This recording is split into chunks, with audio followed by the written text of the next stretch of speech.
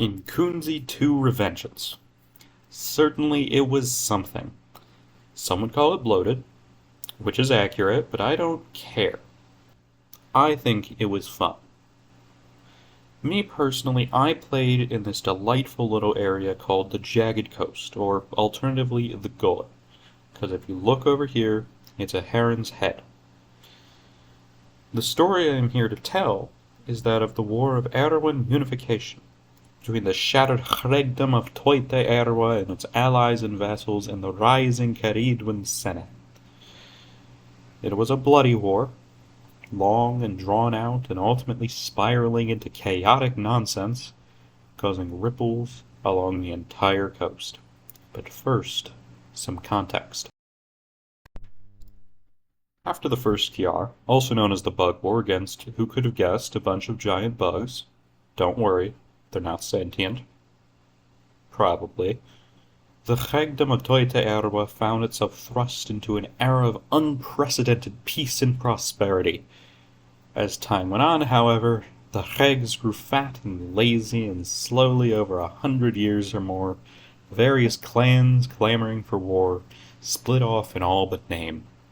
The Hreg could only sit and watch helplessly as he ate his enormous lamb shanks.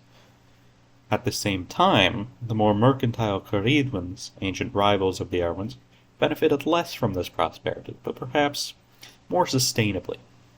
The unusual mist and rough weather that characterized the waters of the Jagged Coast around this time failed to affect Caridwen ships as much as other states, allowing them a near duopoly alongside the Guild. Their influence was not to be understated. Now, as I said before, the weather along the coast and on the waters was unusual and incredibly bad for sailing, and it only got worse as the years went on. The Guild, the masters of trade and centers of the entire coastal economy, tried as they might, but the weather proved too risky for even the miraculous masked men of Gome, and they shut down all but the most valuable routes. The impact of this was instant. Everywhere not serviced by Caridwen shipping, which was, as mentioned before, already well adapted to the weather, suffered greatly, and the prosperity of the previous years ended abruptly. The Dark Ages had truly set in. Around the year 350 in the new Erwin calendar, the darkness was beginning to turn to dawn, and a new Hregs took power, young but respected Iskallos. He promised to bring glory and strength back to his people, and unlike his recent forefathers, he meant it. The annual grain festival that year was something to truly behold. Unlike in previous years, where it was all pomp and no weight, the ceremonies cementing the Hregs as the ruler of all of Toite Erwa were emphasized again, and the grain tax was levied once more, and Erwa was recovering. And Caridwen was not happy. First, they gathered a meeting of leaders in Artimskaya to talk. Iskallos was there, but so too was Caridwen's leadership and several representatives from the guild. The talking was tense, and Iskallos was on the back foot. But surprise! Kerro, son of Kuzmo, son of Quetos, son of you get the fucking idea, barged in on the meeting, sword in hand, and gave a cheer to Iskallos, informing him that he had just wrangled control of the mighty Ustes clan, the most powerful single clan in all of Toite Erwa, in a duel.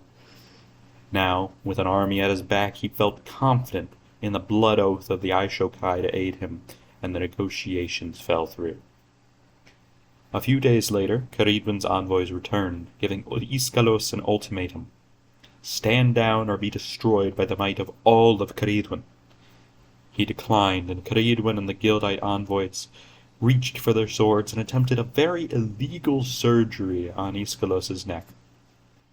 Bloodied, but unhurt, Iskallos emerged from the battle amid the bodies of his enemies and roared out revenge against Caridwen and the Guild, officially declaring war. Now, this should be gotten out of the way before continuing. The Guild did not actually endorse Caridwen, rather was attempting to secure peace within the region and was tentatively taking Caridwen's side to do so. This distinction meant very little to Iskallos, who promptly banned the guild from the walls of Artimskae. Unfortunately, he underestimated the stranglehold the guild had on the city and was promptly forced out by rebellious guildites. And thus began the incredibly short-lived guildite city of Artimskae, which was quickly handed back over to Iskallos by the guild higher-ups as a sign of peace, before also helping to quell rebellious guildites and the guildite stronghold of Irgrad. The whole affair was honestly incredibly confusing for how incredibly unimportant it was, but it was really funny to watch from afar. Regardless of all of that, Toita Erwa was being mobilized for war through antique laws from over a century ago, and Caridwen did much the same, drawing in wealth and troops and ships from all across the Gullet and beyond to sustain the coming war. Death would rule the bitter sea for 60 years to come.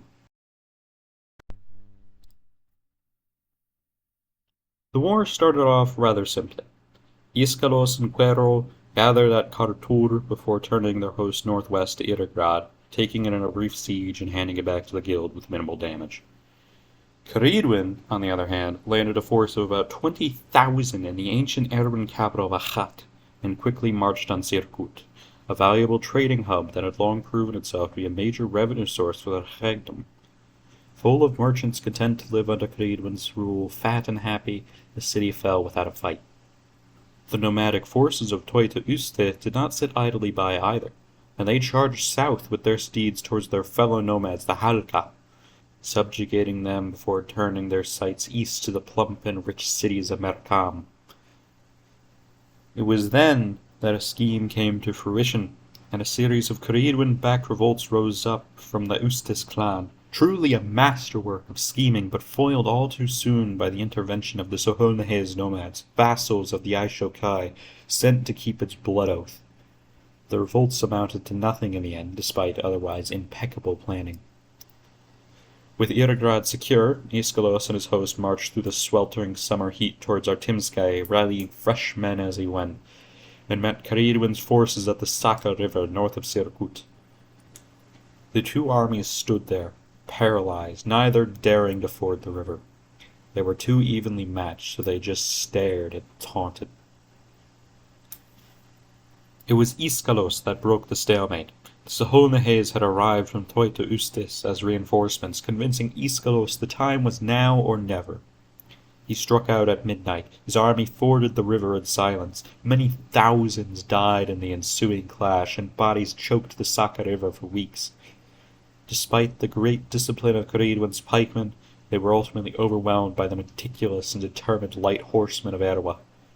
Caridwen's forces were forced eastward to Achat. The merchants of Sirkut were declared traitors for aiding Caridwen, and most were buried up to their necks and had their heads slathered in honey to attract the fire ants and scorpions to them.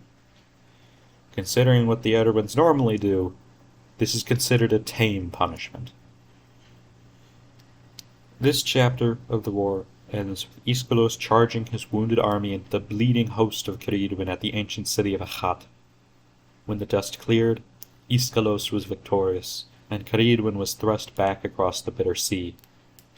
They would be back.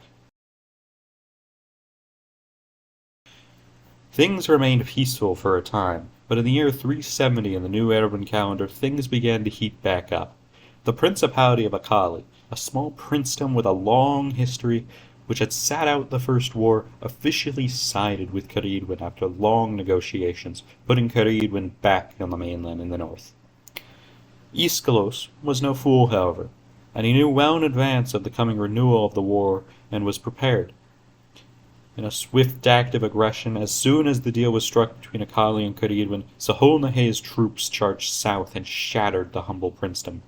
It would not be a factor in the renewed war. In the south, Makalia stood as a symbol of defiance, its strong walls protecting against even the most vicious raids by the Klevos horsemen, which had been happening on and off since the unofficial truce. With the war renewed, however, Quero was free to act as he pleased and prepared for a true siege of the city, and with it to tear down this defiant symbol of Caridwen's influence. But so too had Caridwen seen the defiance, and they were impressed. They sailed down and reinforced it with their veteran armies. Macalia would not fall easily. The siege was bloody, mainly for the attackers, and the city held strong against the ill-equipped horsemen of Clevos. But soon Iskallos' main host joined with that of Quero, and even the old man of an Emperor Juka of the Aishokai joined the charge. The city fell in a climactic clash, immortalized in song, and the forces of Merkam and Caridwen were routed. The city itself, for its defiance, was razed and looted, and its citizens were rounded up and sold into bondage. The remnants of the defenders gathered at the last stronghold of the Merkam, Kadgarod, but it was not strong enough, and it fell to the onslaught. Merkam drew its final breath as it was subjugated by the Erewhons, ending a proud legacy of independence that stretched back many centuries. This proud kingdom was reduced to ash. Caridwen had been driven back once again. But they would be back. They always came back. The meantime was spent calmly repairing the damage done to Merkam to make it a profitable land once more. Caridwen, on the other hand, was getting desperate. As Toita Erewa kept its course steady, Caridwen began to drift. Their losses were mounting, and foreign support was drying up. They needed support quick. In steps Drion Galith, a rather quiet state off in the corner of the world, normally content with its own lands. It had always been a patron of Caridwen, providing substantial funding during the first two attempts, but now they wanted something more tangible in exchange for further support. They wanted Caridwen as a vassal. While this was going on, some funky shit was happening in the north. Soria, the leader of the Sunrise League and professional one-sided grudge-bearer against the Aishokai and Yeotang, declared war on the small trade republic of Zunchurar on the grounds of Yeotang is scary and Zunchurar needs to be protected. This is despite hundreds of years of peace between the two nations. This led to a drawn-out negotiation where literally nothing was accomplished except for a promise to not declare war on each other. Importantly, this was not a normal non-aggression pact, and allowed for the aiding of enemies, which was Soria's insistence and will be Soria's downfall. Soon after this negotiation finished, Soria and the Sunrise League pulled a Caridwen and vassalized themselves to Drion Galith, who was quickly forming an empire. Soria, knowing the Aishokai's tendencies to refuse the call to arms of its Kayakas to the west, declared war on the Kayakas to the west, only to be met by a very rude letter from Saru Neskanwa. To make matters even worse for Soria, the chaos of so many new vassals took an unexpected toll on the Drionian bureaucracy, sparking many of the less represented people of the newly vassalized states to rise up in what were known as the Drionian revolts. In other words,